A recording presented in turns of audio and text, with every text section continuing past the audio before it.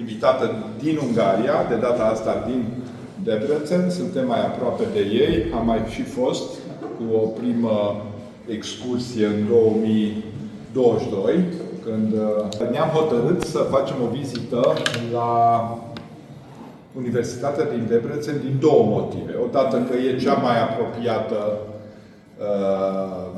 Facultate de Arhitectură dincolo de graniță și ca atare se pot face multe în comun, dar nu prea s-a făcut până atunci. Pe de altă parte, fiindcă dezbatem problema campusului orădean, ne-am dus să tragem cu ochiul la un campus prestabilit în perioada interbelică. Am făcut invitația către domnul decan, dânsul a cerut pe doamna Szuszik Dóra să facă o prezentare despre o clădire care iar e de ochiat, fiindcă Facultatea de Arhitectură din Debrecen este similar cu Oradea, adică nu e în campus, este în oraș. Și ca atare și ei vroiau un spațiu distinct pentru expoziții, pentru întâlniri, socializare și așa mai departe, în sânul studenților arhitecți. Noi am reușit asta cu un autobuz deocamdată, semi-ruginii. Dar ei au reușit să facă un demers destul de interesant, tot în centru, nu foarte aproape de facultate, dar pentru expoziții, pentru, o să vedem ce folosesc ei această clădire. Și am rugat atunci să facă o prezentare cu tot demersul. Cum au ajuns la clădire, cum au făcut reabilitarea și fiindcă deja de 2 ani chiar funcționează în interesul studenților arhitecți, cum funcționează, să poate prindem niște gânduri bune pentru una din clădirile care e lipsă în momentul de față pentru noi. Alright, welcome everybody. I'm going to speak in English because my native language is Hungarian. So, and I'm going to read my presentation because I would like to, Mr. Koopman, I'm a lecturer assistant at the University of Debrecen from 2019. And at the same time, I'm a doctoral student of the Doctoral School of Architecture at the Budapest University of Technology and Economics. So, I would like to tell you in detail about our new creative house. We called in Hungary a Sajtó, as you can see, but I will say in English the Dryer building. The reason I have the honor to sharing this story with you today because I joined the project as a student since 1960, and I followed the evolution of the building from the design phase through realization up to its current active use, because from 2024 we can use this building as a student house, school place and a workshop place. So, in other hand, it's worth noting that our team won the student design competition announced by our department in 2016, and I participated together with my 2 classmates, Tamás Zsilemensky and Éva Uszisku, and our instructor, Laborator De Idei. This is a picture about our competition design, and later I will tell you more information about it. But it's important that our aim was to create a shared creative and exhibition space where the values, the building values, the atmosphere, and unique character of the existing building would remain untouched, and all interventions would be limited to the minimum necessary. Thanks to the simplicity of the new additions, the space remains adaptable, capable of evolving to host a variety of functions in the future. So, let's start the story from the very beginning. So through this presentation I will introduce the role of our department, our team, and the future users of the space. First of all, I will tell you about some information, our department's mission and philosophy when they started this competition and restoration.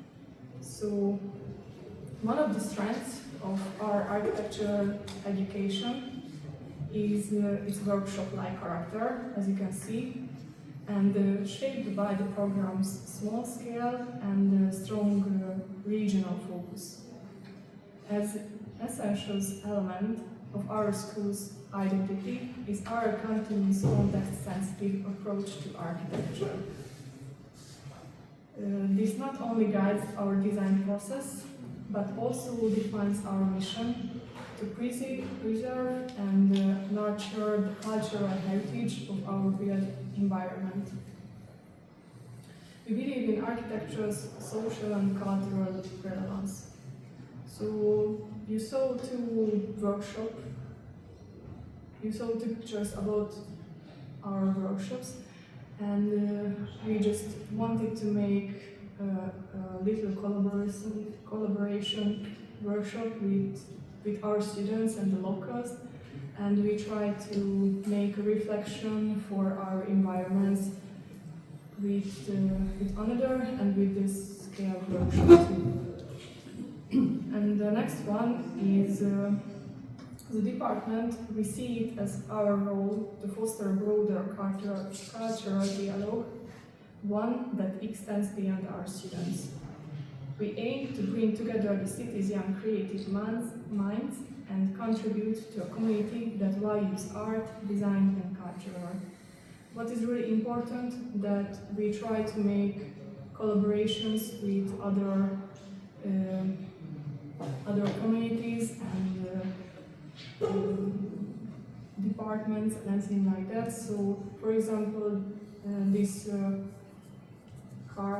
cardboard shelves made by our students for the Contemporary Art Museum of Debrecen in a couple of years ago. So, after that, let's talk about the drawing building. So, in the autumn of 2014, so it's almost more than 10 years ago, our department members discovered hidden potential in the abandoned Timárház Szállító épület, as you say in English, Tanner House Drawing Building. They visioned that the forgotten building could become a creative community space for our own students, other university groups, and local artists and art schools. So this was the first picture and first moment when they saw it. It was really abandoned, and the people didn't use this building just as a storage. And what is really interesting that next to this building there is a we call in Hungarian AKSD, who are trying to manage the storage, so and garbage, and they just use the yard of this building as a storage place. It was unbelievable. But after all this, let's see some historical background, because we should know some information. First of all, we call our workshop place to the drying building because they used to dry leather here. Leather working has deep roots in Debrecen, dating back more than 600 years. The tradespeople of this craft shaped not only the city's economy, but also its urban fabric. Street names like Csapó, Varga and Timár still reflect this heritage. And the tanners, who specialized in leather preparation, once formed an entire district in the city's southeast, taking advantage of local wind conditions. Over the centuries, the area evolved, often due to fire damage, until a recognizable street and plot structure formed in the early 19th century. As you can see, our drawing building is at the center of the picture. This one. And these streets, down and up, they are existing streets today, nowadays too. So, this structure remained largely intact until the 1980s. Typically, houses lined the street with workshops and storage buildings, extending deeper into the plots. While leathercraft declined in the late 19th century, most workshops remained active until World War II. Post-war nationalization caused the final decline, and eventually the area's population shifted. Still, the urban grain and buildings survived until major city developments in the 1980s, when new roads and housing blocks built, and they erased almost everything. If you just remember the last picture, you saw two streets, this one and this one. And after the construction, they built a lot of new block houses here and here, and they just characterized the whole district about this tanner house and the drying house too. The last construction was approved in 1939. Two-story drying and workshop facility. It served its purpose for only a few years before being abandoned for decades. In the early 1990s, the front buildings were saved and renovated, becoming the Tanner House, or another name, the House of Crafts, and it's still active today. But the rear building was separated onto its own plot, but remained unused, until our department discovered in 2014. So what we can see, and after in other pictures we will see it too, it was hidden, and it just, if you would like to go inside the art, you should go through this building, because there is a wall, and everything just make a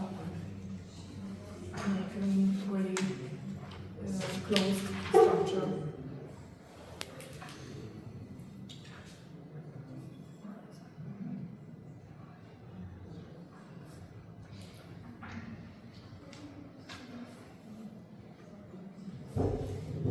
The residential building at the front of the plot dates back to the early 90s. Additional workshop and storage structures were added gradually until the 1990s. The last construction was approved in 1939. I just said about it. I'm sorry. Due to the changes in ownership and urban layout, the building became almost invisible from the street. Only the top of upper floor and roof line peeped over the high brick wall. Despite its derelict state, the building's unique character was clearly visible. Experiencing the space for the first time was a powerful moment. At the time, the department was looking for alternatives to traditional classroom layouts, and this site offered a raw, flexible environment ideal for inspiring creativity. We imagined multifunctional, easily adaptable spaces that could evolve with the activities they host. This is the drying building's first floor, where they dried a lot of leather. You can see the hole, the gap in the roof, when the air can go out. So, after this, our department just found this building and they wanted to make a new workshop and creative house for our students. So the beginnings when they write a competition and made a concept development. So first of all, both the municipality, the city, and the university supported the idea of adaptive reuse of this building.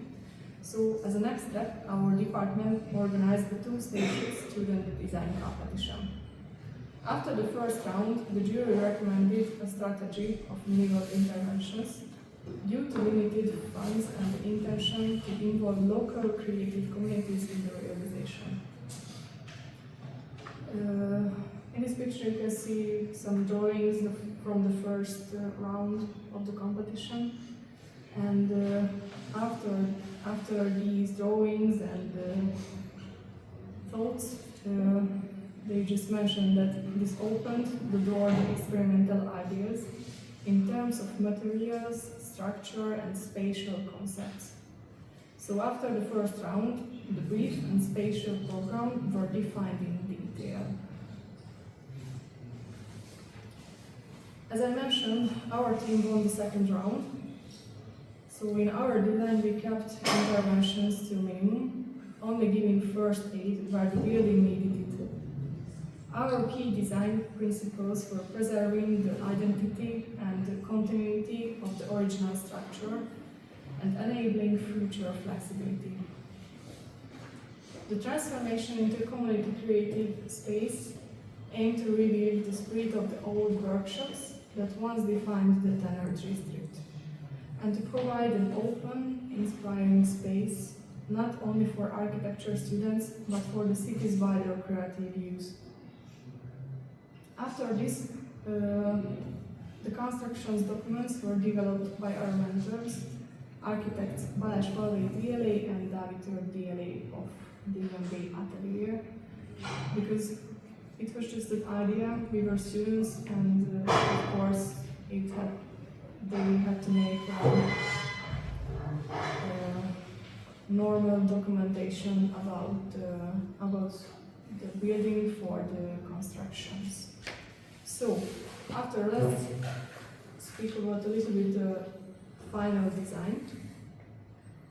So, among young creatives, the idea of an informal, art-focused creative house had long been desired, especially as a counterpoint to the disconnected world of digital learning. Educational spaces are also evolving. Rigid classroom corridors are giving way to flexible, domestic learning environments. Interestingly, raw, semi-finished, even makeshift spaces, the often reminiscent of ruin bars, if you know some of them, can provide a more authentic creative home than overly polished sterile facilities.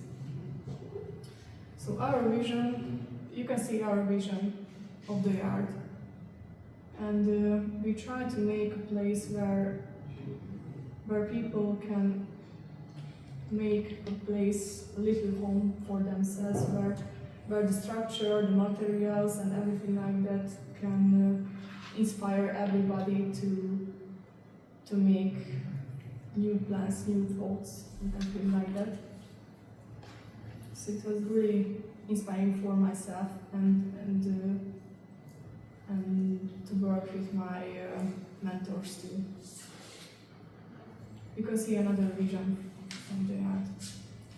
In this sense, occupying a rundown yet deeply atmospheric industrial building could become a real catalyst for Debrecen's art scene. Our architectural vision was based on a concept of constructive improvisation. What was once a necessity is now a forward-looking design strategy, aiming to achieve a technically sufficient yet low intervention state. We kept the old building and focused on architecture first aid. We tried to kept everything what we could and just restore what we should do to use properly for a school place.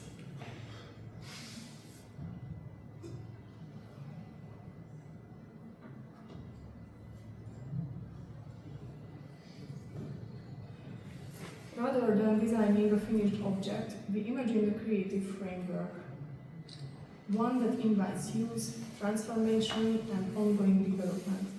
The building offers adaptable workshop spaces across 2 levels, 4 rooms in total. You can see an axiometric diagram of this house and about the spatial usage. For example, as I mentioned, there are 4 rooms in this building, 2 in the ground floor, 2 in the first floor, and our vision was that we create an exterior creative space for our students, and if we made it, we can use the yard with the ground floor at the same time.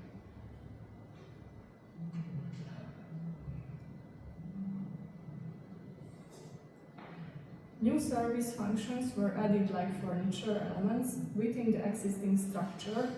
As you can see, this part and this part, these are the functional places where you can store things, where you can just go to the bathroom, to the toilet, and so on. A partially covered courtyard extends the usable area, functioning as an independent multi-purpose space. Continuity is expressed through materiality and craftsmanship. Exposed brick walls reveal historical layers, old openings, recesses, and traces of use, resonating with the new technical details like visible wiring and differentiated materials. Steel beams and corrugated sheet metal reference the original structure, while maintaining contrast with the new additions. You can see the shape of the new roof, what is reflected to the original function and the original shape, the original roof's shape of this building. So we couldn't replicate the original small-scale steel windows or wooden ventilation shutters, so instead we reflected the logic behind them. The result is playful, layered composition of standard-size windows with filler panels, referencing the ad hoc spirit of traditional craft. The courtyard canopy offers an abstract interpretation of the old drying loft, where leather was once hung. The changing setup reflects the seasonal nature of the space. From the start, incompleteness and adaptability were core ideas, a frame to be shaped by its users. So for me, it's a really important picture. This one is a really important picture for me because we talked a lot about the atmospheric feelings and so on, and after the roof structure was really amazing. But when they just got the cover, it just gave us the drying clothes atmospheric feeling, and it was really amazing and interesting when they just put the whole new, can I say, leather for this structure. It was really interesting. So, just as workshops are defined by their tools and vehicles, not their furniture, the interior was inhabited by custom design, student-built elements, reused furniture, and evolving configuration. But I didn't say that it was another important thing for us that there were 2 trees on the yard, and we wanted to cover at least one of them. And after this, when we just make a gap between the new facade and the old wall, we get a little open courtyard zone. So, And after that, one example is the round window above the entrance gate, was designed by our students in 2024, because originally just a planned geometric element. It later became a symbol carrying the word, the site to the drawing building, like a logo for our space. Okay, you know the design, you know the beginnings, so let's say a little bit about the constructions. After a long planning phase, you know, we started at 2014 and the construction just began in 2021. So after a long planning phase, construction of the dining workshop finally began in that year. But unlike conventional projects, this one was in complex phase. On site, discoveries revealed unexpected issues which required continuous presence from the designers. These issues were often influenced by what materials were locally available and the expertise of the craftsmen involved.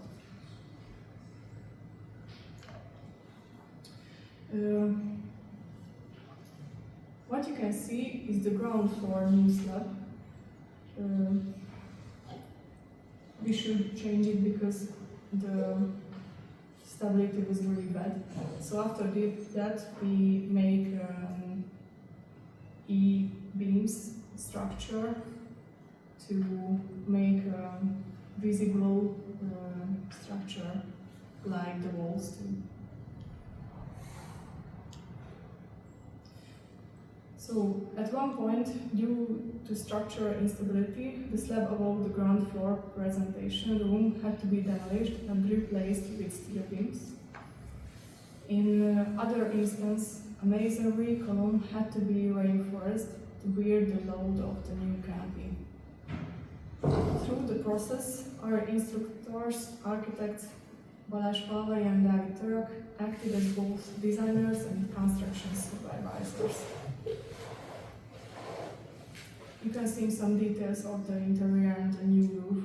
We try to manage a lot of existing goods, but that's all. So, most of the work was carried out by local craftsmen, with several elements made by our students. While the structure was being renovated, so was the identity of the place. Construction was completed in 2024. The new drawing workshop building was officially opened with the student exhibition and street festival in 2024. In the last few pictures, you can see some details of the interior and the exterior too. And after that,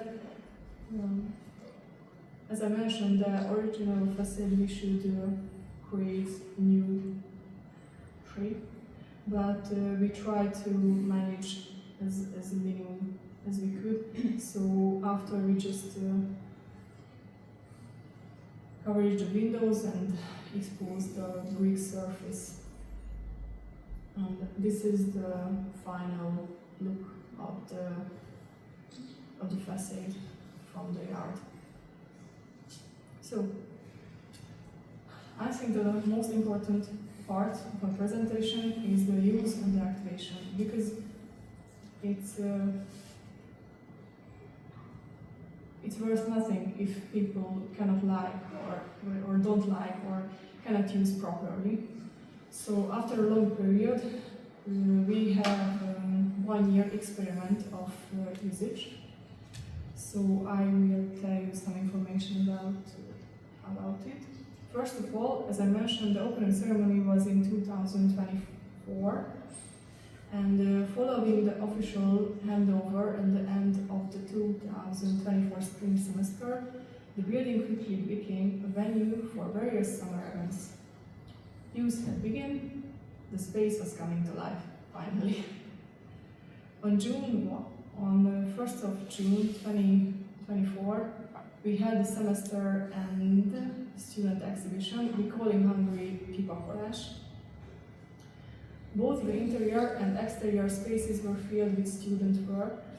As you can see, this was the first floor, and this was the ground floor with the new student projects. And if you look closely, you can see our interesting furnitures and anything like that. Because everything, from you can see these pictures, the tables, the cabinets, the chairs, was donated by external companies and private individuals. And the drawing building is located about 20 minutes away, 20 minutes by walk from the Faculty of Engineering, where most students' classes take place. So to ease this commute, the local architect, Dóra from Debrecen, donated bicycles to the department to make this road faster. So this was the beginning, and after the summer was the first opportunity we had to actively work in the building. Together with my 5 colleagues from the department, we ran a 6-week field work camp for students.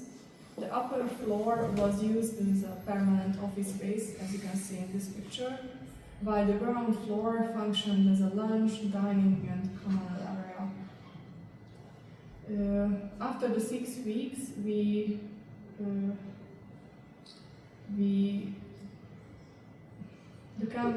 closed the camp with a shared breakfast in the courtyard, and this was an informal experiment in the use of different spatial qualities, and we tried to often rearrange the tables and everything like that in these in the interiors. It was really, really nice. Alright, after that, with the start of the autumn semester, all practical courses were able to use the building for shorter or longer periods. Our aim is to give students a break from traditional classroom environments and allow them to work in a freer, more creative spatial context, as I mentioned. Over the past year, we experimented with a variety of uses. Second and third year students mainly use the space for consultation sessions. On those days, we extended the working area under the outdoor canopy as well, allowing everyone to find their most inspiring corner. It was really nice to give a chance to our students to make everybody a little corner for themselves and then try to find a place where they do their best and work a whole day, because our classes start at 10 a.m. and ending at 6 p.m.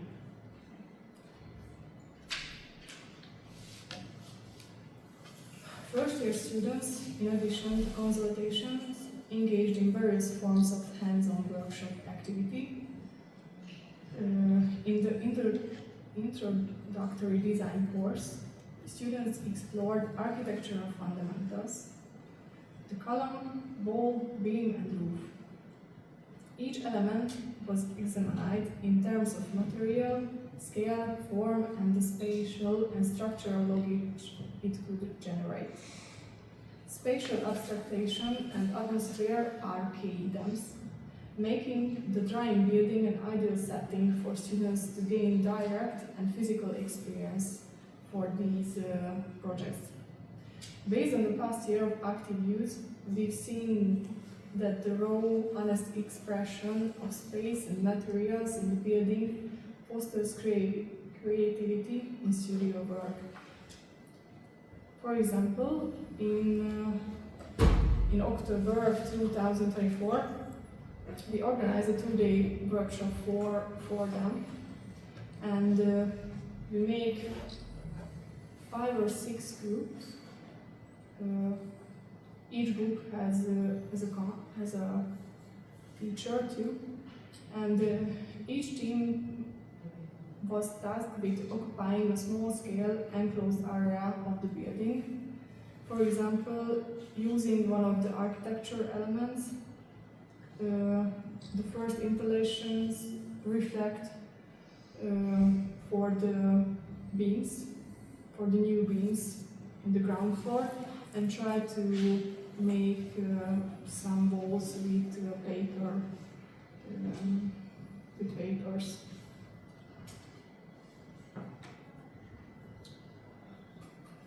So after projects try to complement it. For example, this one where they just wanted to connect the columns with some textile, and they just tried to make a private place for themselves. And while other projects internationally deviated from it. For example, this installation, it was a little roof for themselves between the columns and the new roof, and they tried to make another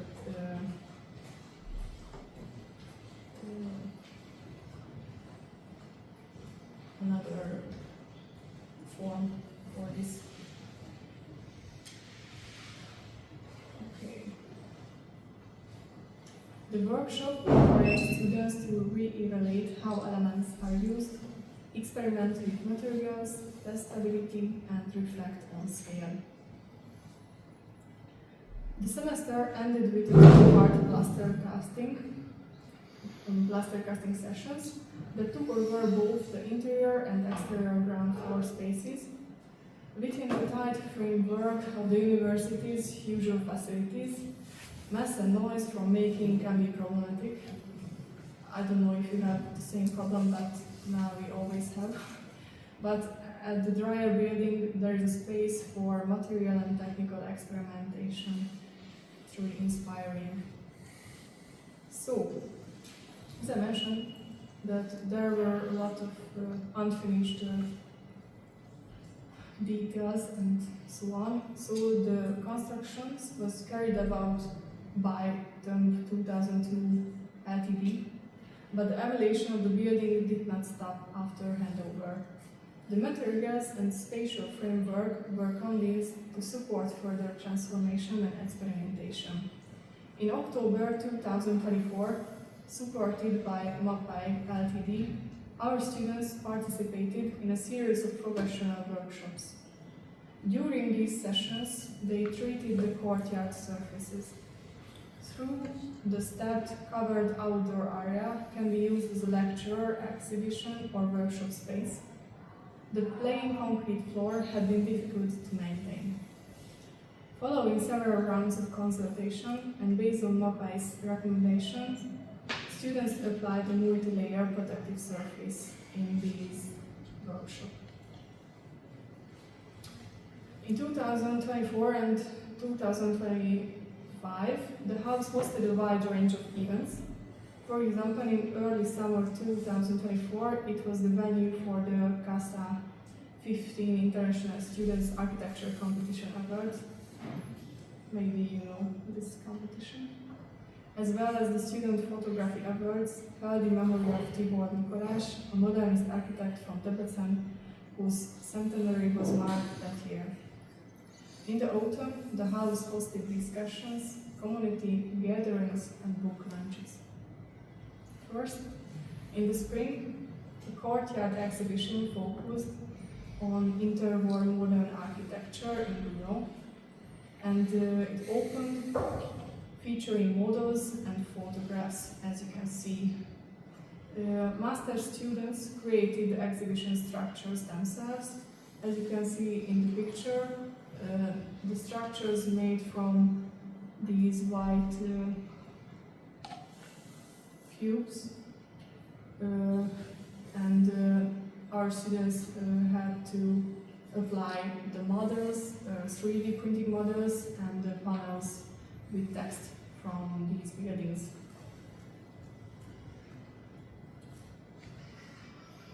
And our semester in this year ended with the kipakolás again. As I mentioned, this is the semester end exhibition, and this time filling almost every square meter of the courtyard with student works. As you can see, there were a lot of works. It was really interesting for me to make a new space, and I think the students enjoyed it too.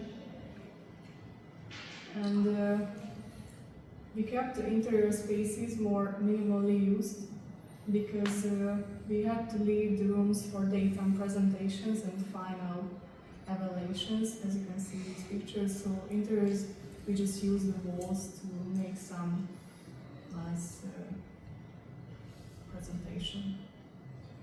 So after that, a short conclusion and summary. So what does the drawing workshop and building mean for the department, our students and the city? The drawing building has created an opportunity to redefine architectural learning environments. It enables practical training to take place in a real hands-on context within a space that was shaped jointly by the department's faculty and students and continues to evolve through their collaboration. It allows student thinking, design and construction to become interwoven parts of the same learning process. For example, we have a lot of paper carton, and one of their classes, they made some paper chairs for ourselves, for themselves, because as I mentioned, we got a lot of furniture and chairs and so on, but it was not enough. So we had to be creative and have to make some solution about this problem. So our students made some paper chairs. Several of our courses have already engaged with specific areas of the building, exploring new uses and possibilities. One such outcome is the yellow bench integrated into the street-facing fence, designed and built by master's students. This bench is now used not only by members of the university, but also by local residents, proving that the space resonates with the wider community.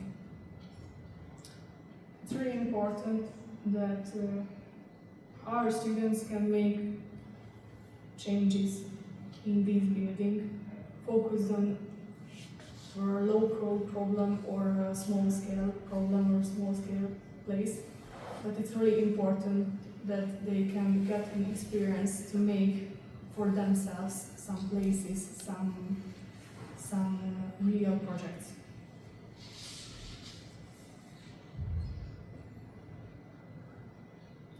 The workshop building has also become a tool for community building. Its events are open to the city, and after years of construction, locals were curious and excited to finally peek inside. This connection has only grown stronger through a wide variety of public programs and collaborations between institutions. For example, as you can see, a little exhibition about the plans or designs from the Casa 15, and it was open to everybody in the surroundings to get and see and just let's talk about these projects.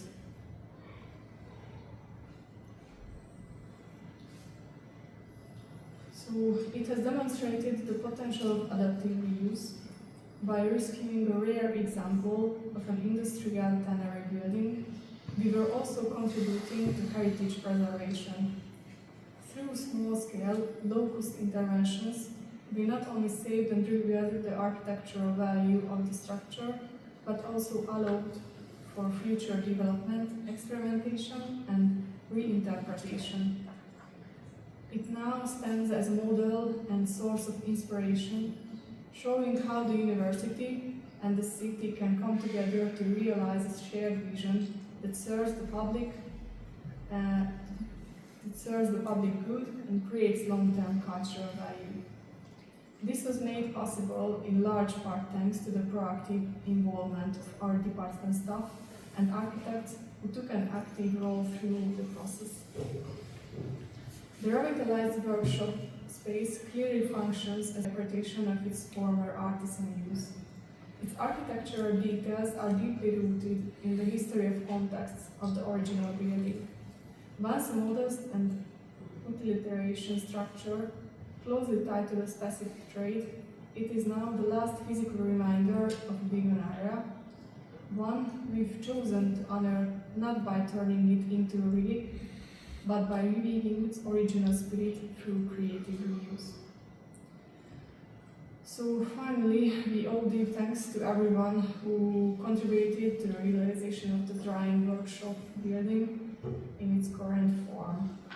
You can see a lot of names, a lot of LTD and so on, who just try to help to the department to make this project come to life. And thank you for your attention.